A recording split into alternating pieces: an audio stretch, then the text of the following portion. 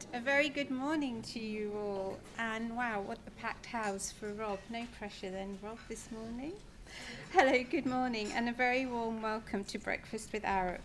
It's super and really actually very lovely to see all of you here this morning. It's always great to have a packed house, and a special hello to Wayne, who's been missing for a while. So welcome back, Wayne.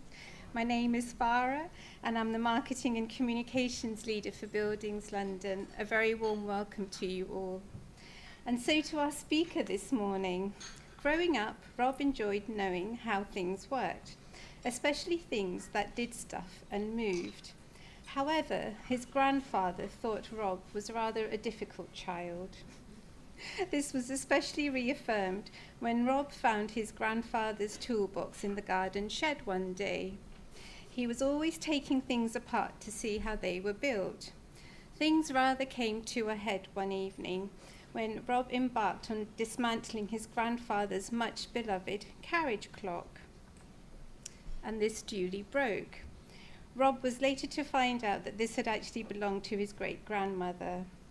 After that particular incident, Rob was grounded and all the sleepovers were banned, and wherever he went, he had to be accompanied. That's really bad. Finally, Airfix and Meccano became readily available, and that was the start of Rob's making things. Inspired by his father, an engineer and practical man who used to make his children's toys rather than buy them, Rob was inspired to carry on making and designing. He duly set off to Brunel University to study industrial design, where the course was centered around the understanding the practicality of designing the concept and not just the calculations and rendered images. Workshops for metalwork, plastics, woodwork were like an Aladdin's cave for Rob. As the students had to pay for the materials required to design their coursework, Rob would look for clients who would provide him a commission. This resulted in an insulin cooler for friends with diabetes, a pill reminder for an uncle who had just suffered a heart attack, and finally, Rob was sponsored by Colt International, a local engineering company, that paid for the rest of his studies as he completed his degree. Rob has now been in industry for 23 years, which has flown by. Initially moving around departments from R&D, production engineering, sales and marketing, Rob was particularly inspired by his time working for a Swiss company where he specialized in designing movable systems for low-energy buildings. Rob has been with Arup for just 4 years, and during this time he has worked on an incredible 168-meter high statue in India, the iconic gas holders at King's Cross, Lusail Stadium for the Qatar World Cup, and new offices for Google at King's Cross. And so, without further ado, I'm delighted to introduce the very charming and the very tall Rob Buck. Thank you, everyone.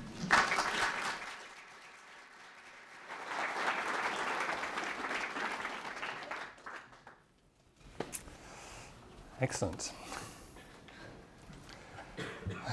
Thank you, Farah, for that charming and rather long introduction. It's an honour to be asked to speak at this event, and thank you for the hard work that you, Farah, and your team put into organising and delivering these thought leadership series. I was eventually forgiven for taking apart the carriage clock, but I guess those early years and the feeling of amazement of how those mechanisms worked sat me on this path, and such I'm here to speak to you with you today. I would like to thank you for this wonderful turnout. And especially the early start most of you have made to get here. It's been a beautiful, clear morning, and but as we enter the autumn months, we will put on our warm clothes and we wear our sunglasses a little less. But unlike us, our buildings will look the same. And that is what I would like to talk to you about today. Imagine if the facade of our buildings adapted to the external weather conditions, just as we do. So let's start and ask the question, what is an adaptable facade? This is my quote. An adaptable facade is one that moves either automatically or by manual means to allow the occupants to benefit from the changing weather conditions. Is this a shutter system on a residential house in France an adaptable facade? I would argue that it is.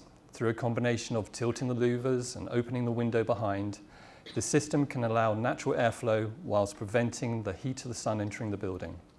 The shutters can provide secure nighttime ventilation, and on overcast days, they can be folded back to maximise the daylight entering the room.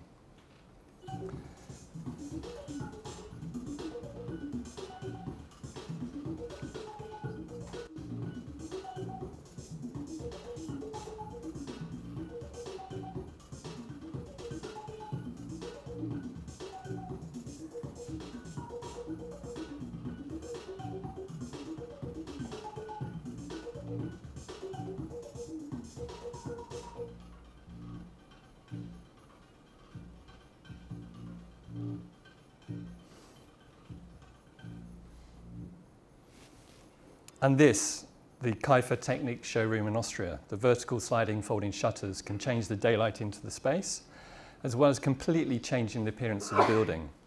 Now imagine a street where the facade of the buildings changed depending on what was going on either inside the building or the external environment. It would certainly create an exciting streetscape. And these images show the towers of the Abu Dhabi Investment Council. The motorised parasols open and close in response to the sun's path across the sky. The external shading significantly reduces the solar heat gain entering the building, allowing much clearer glass that would otherwise be permitted. Yet adaptable facades do not need to be these high-end exemplar buildings. On a more typical scale, the solution could be a simple awning or simple external blinds, whether they be Venetian or roller systems, and with openable windows. The hypothesis that I would like to suggest is our regulations are driving the industry to reduce the amount of energy that is consumed and the buildings, and this results in solar controlled glazing or smaller windows. Daylighting is often treated as a secondary benefit. And I believe our regulations lead us to design our buildings to protect us from the external environment, keep us warm in the winter, protect us from the sun and in the summer, and keep the wind and the rain out. But our building regulations do not address daylight. Daylight is somewhat an afterthought. Credits can be awarded in LEED and BREEAM to achieve adequate daylight. And more recently, the WOW version 2, issued in May this year, makes reference to the importance of daylight by restricting the minimal visual light transmission of the glass to 40% and defining the percentage area of windows to floor area. And meeting this guidance will help our buildings achieve adequate daylight. And yet the question I would pose is, how can our buildings have the best daylit spaces? I would like to share with you a quote from Louis Kahn. "I sense light as the giver of all presences, and material spent light. What is made by light casts a shadow, and that shadow belongs to light." We asked this question in the invitation to the breakfast talk. Why do we not have more adaptable facade systems in London? Developers and architects might speak of any of the following. They're just too expensive. The upfront cost is too high. Will they actually perform as they're meant to do? Will they do what they were asked to be? There is a fear that the system will break. They cost too much to maintain. The facade depth is too large, and we would like to maximise the size of the internal space and lettable area. And it also ruins the aesthetic. We do not want to be known as the building with the blinds. And it would also be argued that an adequate internal environment can be achieved with the passive approach. By adjusting the form of the building and clever positioning and sizing of the windows, adequate conditions and daylight can be created. It would be argued that simple is always the best. These are all good reasons. Yet, we should ask the question, what are we missing out by not having an adaptable facade? Well, I say we're missing out on the benefits that nature has to offer us and is given us freely. When the conditions are right, our facade should allow the building should allow the daylight into the space and not be compromised by the solar controlled glass that was designed for a more harsh environment. And when conditions are right, we should be able to open our windows to benefit from the free cooling and the connection with the outdoor environment. A quote from Le Corbusier: "Space and light and order, those are the things that men need just as much as they need bread or a place to sleep." We are inherently outdoor creatures. We have lived most of our evolution outdoors and have only recently spent the last few thousand years indoors. Consequently, and even with the advancements of LED lighting, the best form of light for us is still daylight. We may be in an environment that has the perfect artificial light and the perfect temperature, but as most of us will know, in time we will become uncomfortable with the space. We actually enjoy the variability that daylight offers. The variability of daylight produces endorphins, the pleasure drug, and I'm sure we can all appreciate the dappled light that we get from a walk through the forest. Daylight is important for our circadian rhythms. This is your internal body clock which controls your sleep-wake cycle. Having the right exposure to daylight during the day affects our circadian rhythms and helps us to sleep at night.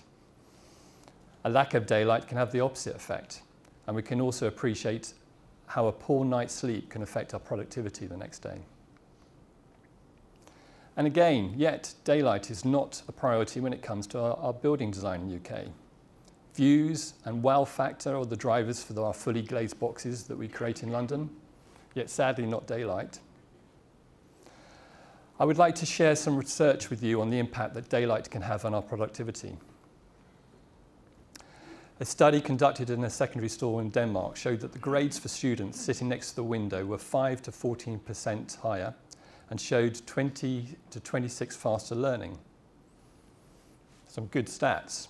There may be a rush to get your child to sit next to the window at your next meeting with a tutor.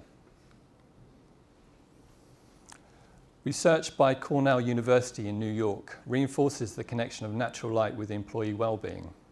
The research study found that the optimization of natural light in an office significantly improves health and wellness among workers. In fact, this research revealed that workers in daily office environments reported a 51% drop in incidence of eye strain, a 63% drop in the incidence of headaches, and a 56% reduction in drowsiness.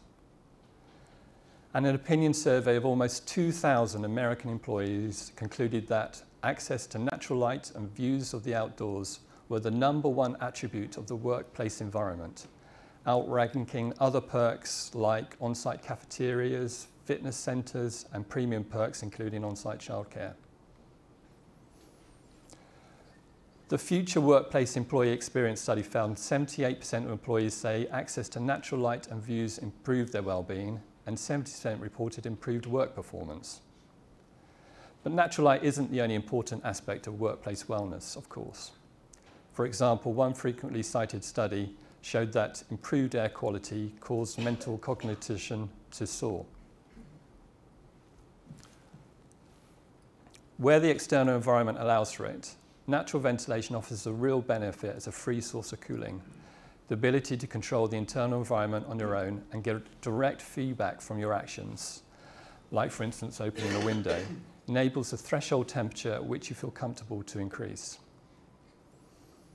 Also, a naturally ventilated system that uses windows as the source of ventilation, it is worth being mindful that the contrasting colour between the open window and the light through the adjacent glass, if it is heavily solar controlled coated, can lead to fatigue, thus reinforcing the benefit of using glazing with minimal solar control coating in combination with openable windows. Our weather changes by the hour, the day, and by the season, and yet our facades are static, designed to the worst case external conditions. Our regulations are not forcing our industry to build buildings with better daylight spaces. Land is expensive, and understandably, to make a project commercially attractive requires the design team to maximize the lettable area of the building.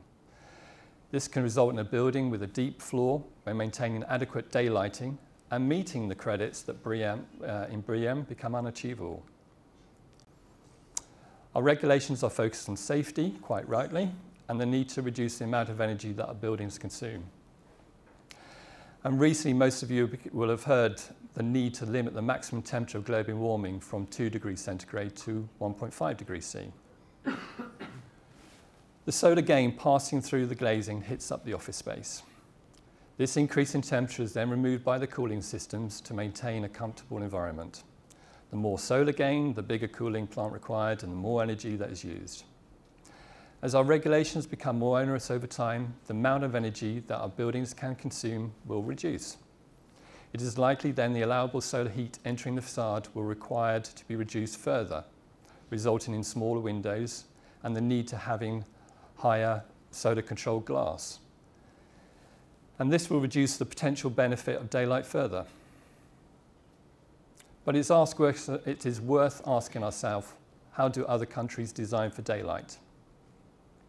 It is interesting to note in Germany, which is normally associated with high productivity of the manufacturing sector, they place a larger emphasis on daylight in offices. Their workplace regulations require that the floor depth is limited to 2.5 times the ceiling height. If the building is open plan and there are windows on both elevations, then the overall floor depth is limited to 5 times the floor to ceiling height. Floor depths can be made larger, but the darker space in the middle can only be used for amenity spaces, such as stairs, toilets and kitchens. A system to control the solar heat gain is also required, resulting in a greater uptake of dynamic facade systems. Going back to what Farah said and my experience at university of finding clients and clearly understanding what they wanted. If you asked an owner or occupier what they would want from their building, good daylighting and the ability to open windows for natural ventilation would appear high in their list of requirements. I was lucky enough recently to attend a presentation from Stefan Beelings of Fosters and Partners. And there were a couple of observations that I took from his point of view that I would like to share with you. The first is that he compared our industry with the food industry. A few years ago, we did not know that certain foods were bad for our health. And then through lobbying, values for salts and sugars and preservatives were put onto our packets. This helped kickstart the market for organic and healthier foods, which started as a niche product and are now a mainstream. It's taken a while for the customer to become knowledgeable and to start making informed and healthy choices. And I believe it is the same with our building industry. It is a lot easier and more economic to create buildings with a deep floor plan and relatively simple facades. But are they compromising our health? And are they not providing the most productive environments to work in?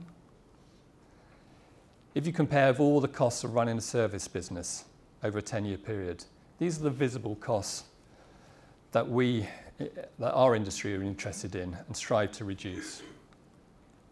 Yet the labour cost of that service business is significantly more than the construction and maintenance costs of the building. And by increasing the productivity of our staff by just a small amount through better daylighting, will offset the increasing cost of the facade system.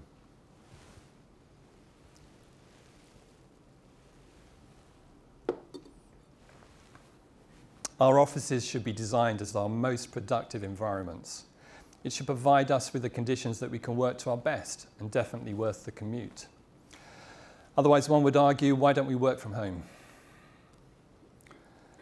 As our prospective tenants become more informed and realise the benefit of daylight and the buildings can be differentiated in terms of productivity, then more buildings with dynamic facades will prevail. So what is my vision for the future?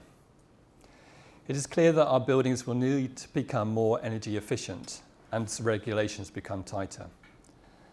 And we are seeing this already with clients asking us to design the buildings to weather files based on predicted data of the future and to improve on the energy performance of current regulations. Our cities will definitely become busier, albeit as electrical vehicles become more prevalent, they will become quieter and less polluted. Well, I hope and I expect so. And then having a building where you have relatively dark glass or cannot open the window and benefit from the free fresh air would seem so terribly antiquated. Yet there's another way that we can benefit from the external environment has to offer us. I would like to share with you or introduce to you a project that we worked with the Renzo Piano Building Workshop. The buildings are in Hangzhou in China. Now, China is not known for its clean air, so a building which can be naturally ventilated would seem unusual. However, the Chinese see value of opening windows and appreciate the connectivity with the outdoor space to fill the air, to hear the sounds. The facade consists of opening windows at high level and externally mounted blinds to control solar heat gain whilst allowing a view through. But what I like about this project is that on each floor there's a row of planters, allowing vines to grow up the facade, providing natural shading. The dapple light that we instinctively enjoy, as well as collecting particles in the air and improving the air quality of the natural ventilation. The leaves contain moisture that evaporates, and this evaporation cools the air entering the building. The vines also provide a view out to nature, which has been shown to be a factor in improving well-being. I mentioned to a fellow commuter that I was doing this talk on the importance of a view out and how a view of nature can improve your well-being. I talked to her about the research study on a call center by the California Energy Commission that showed that workers were able to process calls 6 to 12% faster when they had the best possible view compared to no view, and performed 10 to 25% better on tests of mental function and memory recall. Working at a large multinational bank that looks onto another glassy building, she was a bit disappointed by the scene that she currently looks out onto. Yet, imagine if the benefit of the view of nature was understood better, and that as an industry, we had a responsibility of providing a view of nature, not only for our own building occupants, yet, altruistically, also for the occupants of surrounding buildings that look onto us. And then I have an exciting view of the future of our cities, where the adaptive facade can work in unison with our green cities. And that certainly would be worth a commute. However, the cost of adaptive facade is going to be more expensive than a standard sealed box, both in terms of initial upfront and maintenance costs. If our industry does come to understand the important benefits of daylight, and that our facades should adapt to maximise this benefit, yet we are still concerned with the costs and the reliability fear, what alternative business model could address this and help stimulate the active facade market? And again, I would like to take inspiration from another industry. Let's take the car industry. New and higher quality cars are more prevalent on our roads, and this is in part due to personal leasing. The change of attitude away from ownership to renting. If the dynamic facade was leased to the building owner, then the responsibility for its performance would fall to the leasing company, perhaps with a significant penalty should the product fail. And this could potentially work out less expensive than the current model, which requires, in case of a blind system, to be purchased by the facade contractor, and then on to the main contractor, and then on to the developer, and then eventually to the user, with each making a profit. The same happens with the maintenance contracts to maintain the warranties. The quality of the components would improve, and the manufacturer responsible for the on-site performance. They would get the invaluable feedback from site for the future development of the products. And it would be in their interest for the manufacturer to make robust, reliable products, and thus minimizing replacement costs, which they would have to absorb.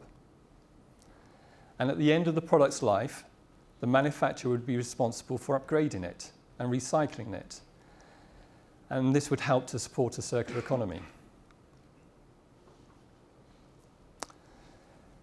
Now, I believe the notion of the office building that is solely valued on the size of the lettable area is an outdated concept. I believe that we have a responsibility to design our offices to be the most productive, creative, healthy environments and a joy to work in. Today's employees recognise that workplace environment is now part of the overall employee experience and central to attracting, employing and retaining top talent. And I believe that excellent daylight spaces and access to nature, a good view and ability to control your own environment is a major influencer to achieving this.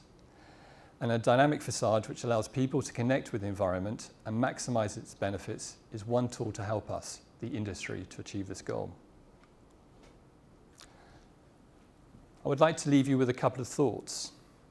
A quote from Louis Kahn. This has been updated by Farah to the modern world.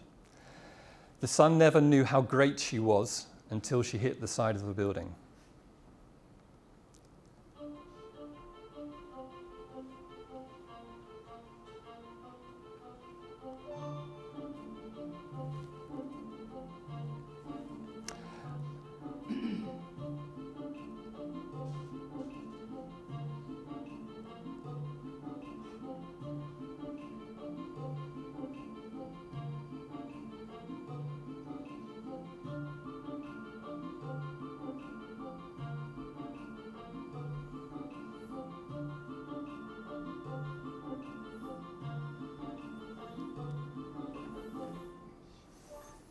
And I don't think this presentation would be complete without showing you a truly inspirational dynamic concept.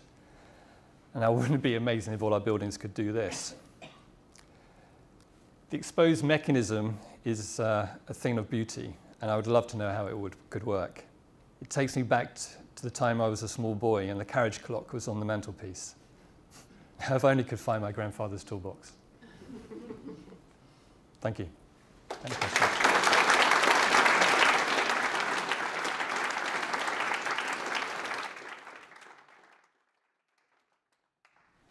I believe it's question time.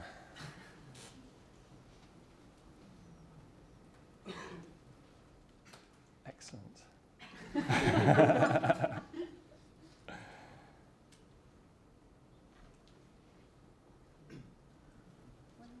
Hi. One of the things that always helps convince clients that this is a good way to go is actual hard facts. Yeah. So post-completion.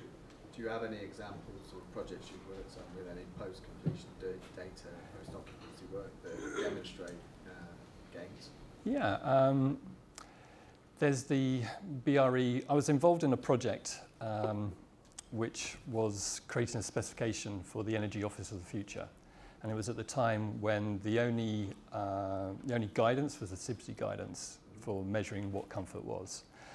And we helped develop a new specification called the Office of the Future, which enabled natural ventilation and daylighting to be enhanced. But it did mean that the temperature which you felt comfortable with would have to change. It would have to be a wider spectrum.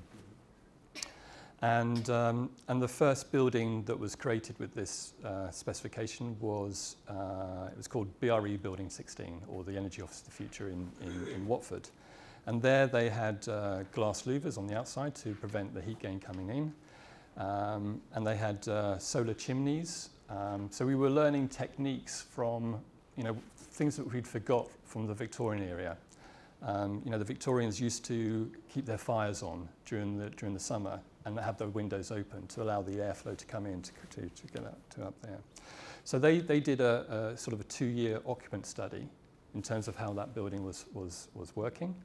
And it has performed very well. I think the top floor, which didn't have the glass roof and something, was a little bit hot, but the other 2 floors were working really well. Perhaps afterwards we can give you the information afterwards. How does the dynamic facades translate to residential buildings? Because we're all office buildings and the different use. Yeah, I guess with you saw the buildings, the one in France there, yeah, where we had the external shutters. And my colleagues, we have many colleagues from Italy and France and Spain, and they're surprised why we don't have shutters on our buildings. And I guess in the past our summers haven't been hot enough to require that, and maybe we don't see the benefit of the nighttime ventilation. But I guess as our and I believe through our weather files in the future, our summers will get longer and hotter. So maybe more shutters will come. And there's some beautiful domestic products that have been developed on the continent for that particular reason. And I guess on domestic you have smaller windows, so the heat gain's going to be less. But yeah, let's have more shutters on our domestic buildings. Sorry, if one of the limitations is cost, do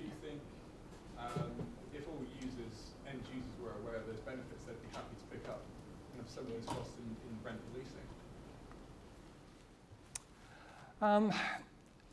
Going back to the overall cost of running that building and that the staff costs were significantly more than all the other all the other costs involved with running that business. So if you can show the productivity of your staff is improving, and I think intrinsically we know that everyone wants to sit next to a window, everyone wants to have good daylight, and everyone wants to open a window, and we can do as much research as we can, but everyone feels that's the right thing. So if you can do that and the environment allows you to do that, and you feel that actually you're going to be more productive, and by being more productive you're actually saving the company a lot of money, then why don't we do it?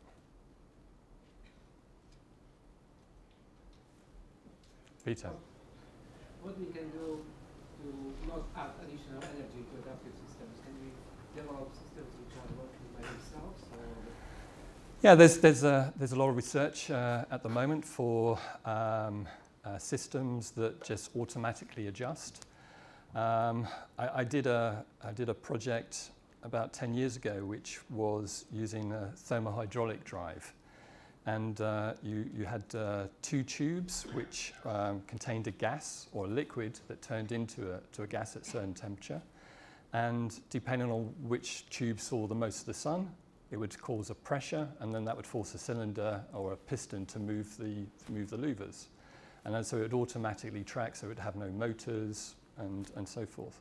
And I think there's further technologies in terms of bimetallic strips or very thin glass that can be connected on the outside the building and automatically turn to provide the natural daylight. But I also feel that the users need to have that control. If the users don't have the control, then part of the benefit is lost.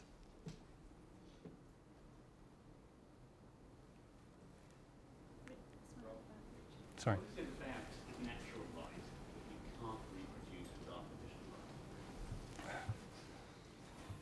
Well, as I understand it, and again this is talking to my daylighting expert, is that natural light has a variability to it. It's never constant. It changes in colour, it changes in intensity, and we enjoy that the variability that it offers. So, whether it's possible to do it with LEDs. I went to another conference where they were talking about the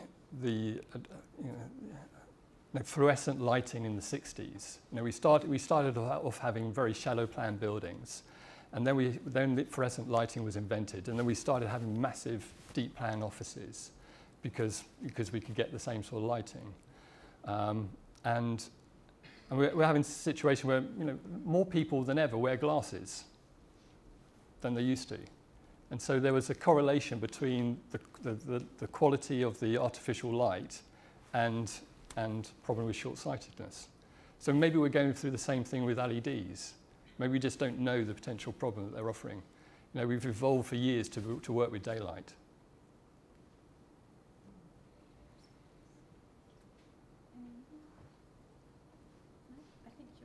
Thank you.